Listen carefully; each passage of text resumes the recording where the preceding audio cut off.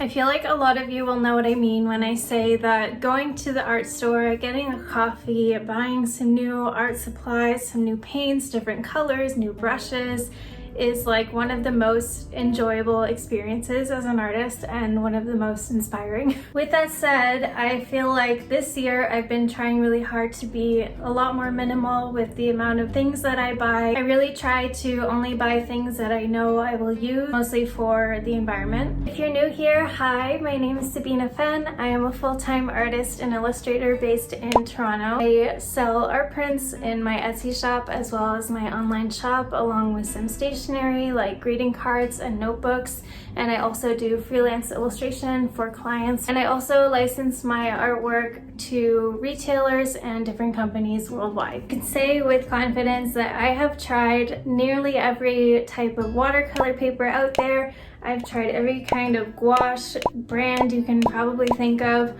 Brushes, I've tried expensive ones, I've tried cheaper ones. Over the years, I've just kind of found supplies that have stuck around. My goal with this video is to avoid you having to try all those things before finding the ones that stick. As a girl who is vegetarian, I really don't like the name of this first one. This is called a butcher tray. I have two of these. I don't know where my other one went. I completely lost it. I have one smaller one and one big one. A butcher tray is basically just an enamel sort of tray, and you can use this to mix your paints. As you can see, the paint really doesn't bubble up or anything. I know if you try to use any kind of watery paint on a plasticky surface, it'll just kind of bubble everywhere and it doesn't mix very well. I guess ceramic is another good alternative to that, but this I find even better. I really love to use this for my painting. It's both sustainable because you can just use it over and over again, and you can also use this with acrylic paints. When you're done painting, or when this is completely too dirty to use in my case, I will just run it under the tap and about a centimeter of water and just kind of let it sit, and then the paint will just wash right off.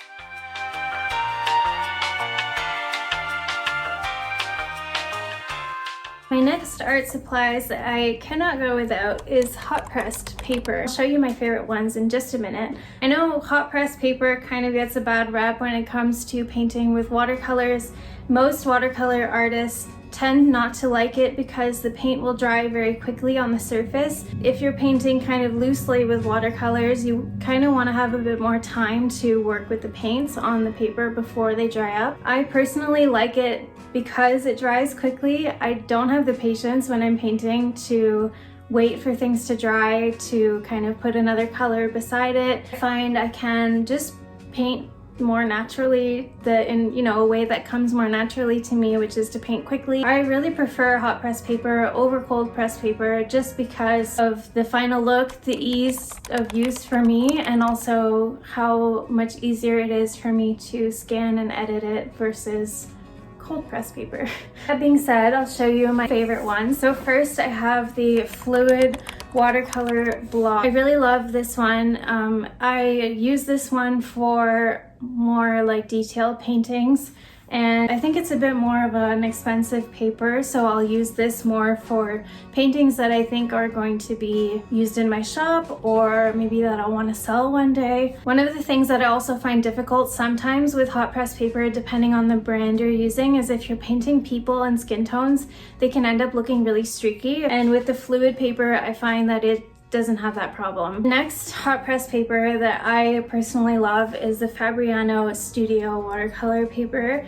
This one gets a really bad rep. Most people don't like it because the paint will literally just stay on the surface if you use too much water. I love this paper just because it doesn't really have much of a texture at all, and I think the consistency that I tend to use with my paints just works really well on this paper. It gives a really nice finish, especially when it comes to painting like landscapes or water. I find it turns out really nice, so I really like this paper for that.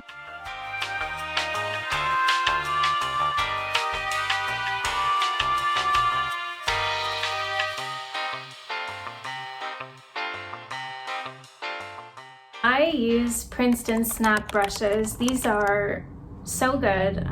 They're like cheaper brushes, but I've been using different types of brushes. I'm just looking at my Like, do you see how many brushes I have? And I had a lot more than this before. I have tried so many different types of brushes, and when I'm painting, I always gravitate towards these.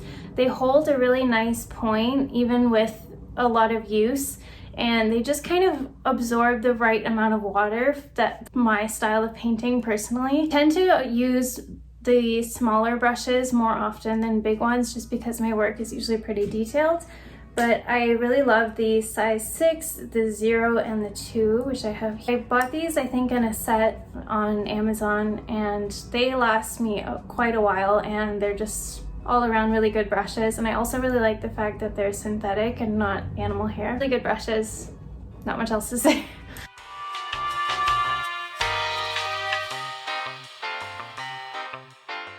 Next art supplies that I cannot go without, which is the one that I'm probably the most excited to share with you, is my sketchbooks. I got into the practice of keeping a sketchbook about a year ago, and it has completely changed my art. Sketching every day is just a wonderful practice that I can't speak highly enough of. It just really trains your creative muscle. It helps you kind of not be so afraid of a blank page, and just kind of being more confident with your painting and learning how to paint different things that you might not have thought of before. So I'm a huge fan of keeping a sketchbook, and I am really excited to share these ones with you. First of all, I'll show you my smallest one. This is a tiny little sketchbook. It's by Talon's Art Creation. So I bought this in a teal color, and I just love these two together. They're very cute. But it's not really a watercolor paper. It's really just kind of a normal drawing paper, I would say. However, I have found that painting with gouache in these tiny sketchbooks is really lovely. And I tend to use my gouache more on the watery side, but it just seems to handle the paint and the water really well. So I'll show you quickly. I just did this one today. You see like the detail that I can get in there, and then the cream background is just very nice. I actually took this sketchbook on a trip with us, and I was using markers and pencils, all kinds of things in there, and it was just handling everything so well, and it doesn't really bleed through much either. So I'm really enjoying this sketchbook. I love how small it is. It's just very compact, easy to take around with you. The next sketchbook that I would recommend is the Stillman and Byrne Alpha Series mixed media sketchbook. This is the lightweight paper version. I know they have a heavyweight paper version as well, but I prefer the lightweight one. It's just an all-around amazing sketchbook. I know they're a little bit more pricey than sort of lower end sketchbooks, but to me it's worth it. Like, you get a ton of pages in here. It just handles paint really well, using it very watery or more thick. So I was kind of going through a phase of experimenting with using paint a little bit thicker on the page or a little bit lighter. And lastly, my last favorite sketchbook. This is a bigger one, and this is one that I will use at my desk most often. This is the Strathmore Visual Journal Mixed Media. This one is just so nice. Like, you can use any, I know it's not nice, like it's like brown with little bubbles or something. It's not very nice to look at. However, the paper quality is really, really good. You can use any kind of media in there. I just really love the way that gouache paints will layer on this paper, so I highly recommend this one as well.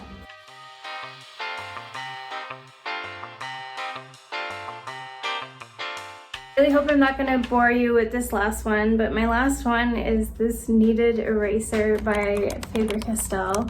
I've tried cheaper kneaded erasers before, and this one is just, there's something different about it. It just rolls so much better on the paper. If you don't know what a kneaded eraser is, it's just essentially a really gummy eraser that you can use on watercolor paper, and it won't damage the paper. If ever you've tried to use a regular eraser like this one on especially hot press watercolor paper, it will just rip the paper. It just doesn't really work well. So a kneaded eraser is the way to go. I often used to sketch my paintings on my iPad first, and then I would transfer the sketch onto my paper or just paint right over top the sketch on my tracing pad, light pad thing. And lately I try to be a lot more kind of intuitive with my paintings, and I just paint right over my sketch, but I like to lighten it first, and I'll use this by rolling it and then just kind of rolling it on the paper, and it just really lightens the sketch enough where you don't see it through the final painting, but you also see it enough to get all your details in there. So I hope that's kind of not too much of a boring one, but honestly it just makes a huge difference for me day to day to have this little guy with me.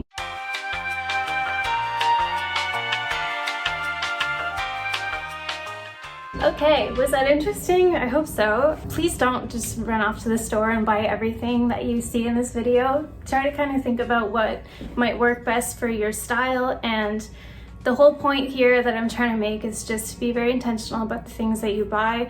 Just given our climate and everything going on now, I try to be very cautious about buying too much, and I don't want this video to be like a haul, like things that you need to go buy right now. Just more to try to help you find good quality art supplies that will hopefully become staples for you too.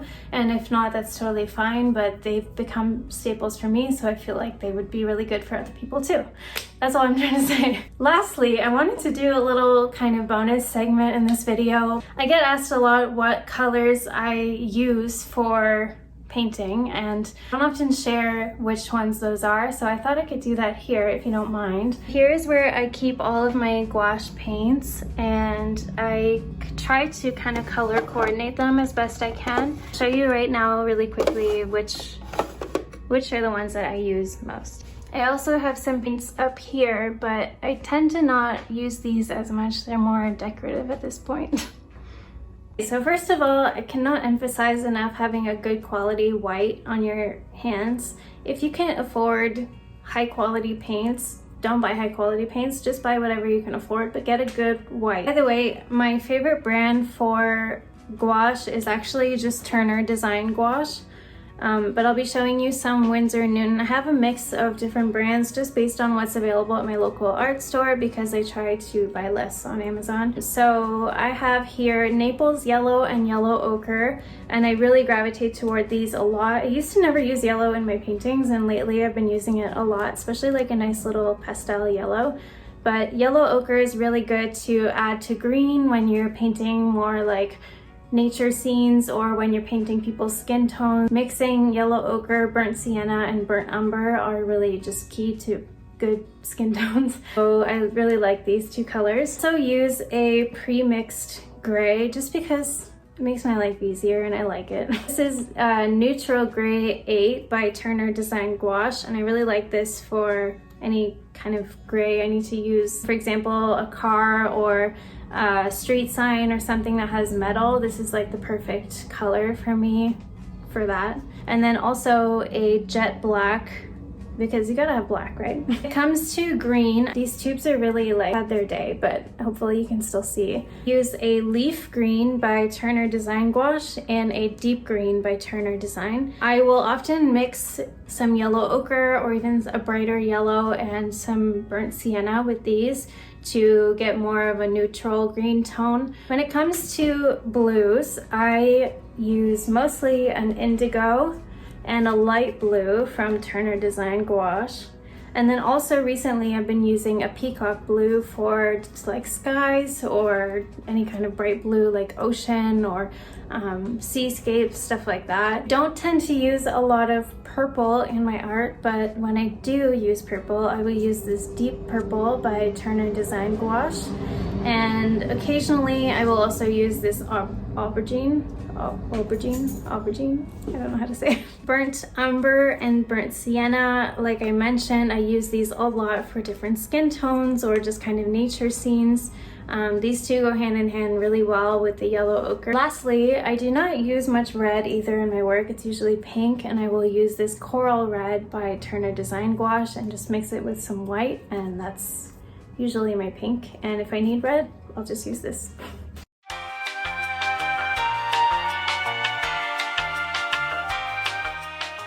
You guys so much for watching. I hope you enjoyed that. I hope it was helpful. I really want to make more of these kind of helpful videos as opposed to vlogs because, let's be real, nobody cares.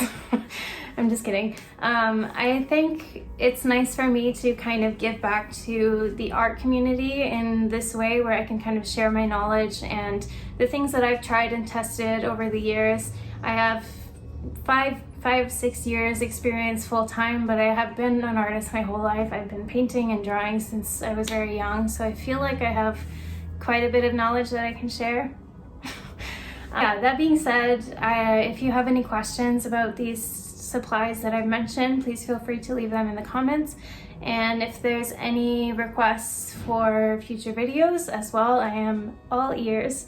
And yeah, I'll see you guys next time. Bye! I don't know why I did that. Bye!